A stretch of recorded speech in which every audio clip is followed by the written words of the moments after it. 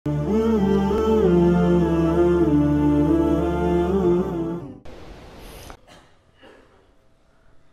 ایک سفر میں تھے، ہجرت کا سفر، آپ کے ساتھ ابو بکر، عامر بن فہیرہ رضی اللہ عنہم اور عبداللہ بن اریقط، یہ گائیڈ رہبر، یہ کافر تھا، مسلمان نہیں تھا، بعد میں مسلمان ہوا یا نہیں ہوا اس کا بھی کوئی تحقیق کوئی۔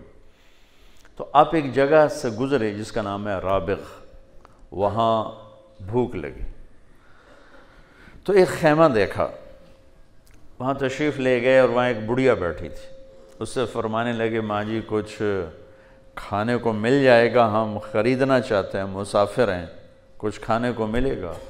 بیٹا کچھ نہیں، فاقہ ہے، قحط ہے، کچھ بھی نہیں ہے۔ ایک بکری کھڑی تھی، کمزور بالکل، تو آپ نے فرمایا اگر اجازت دو تو اس بکری سے دودھ نکال لو۔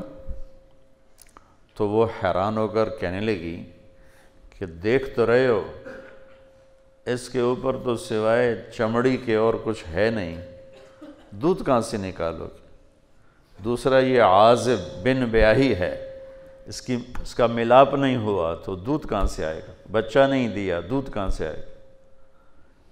تو آپ نے کہا تم اجازت دے دو، میں کوشش کرتا ہوں۔ اس نے کہا ٹھیک ہے کرو۔ تو اب ایک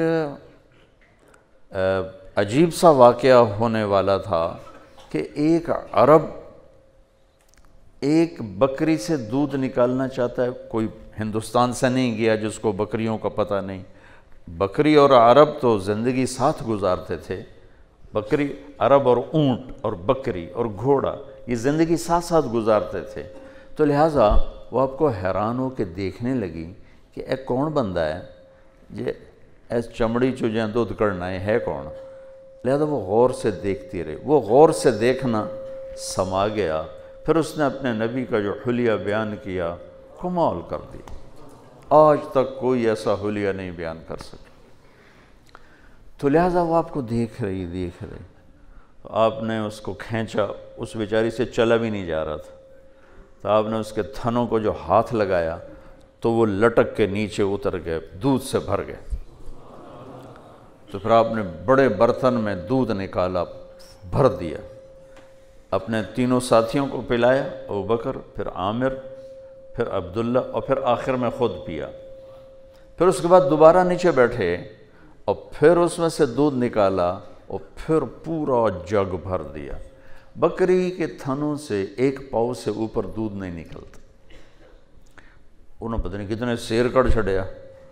دوسرا، بکری کی عمر ہوتی ہے میکسیمم 7 سال، 7 سال کے بعد مر جاتی، ذبح نہ کرو مر جائے گی۔ اس بکری کو میرے نبی کے ہاتھ لگے، یہ بکری 22 سال زندہ رہی، 22 برس، اور یہ ذبح نہیں ہوئی، مر گئی۔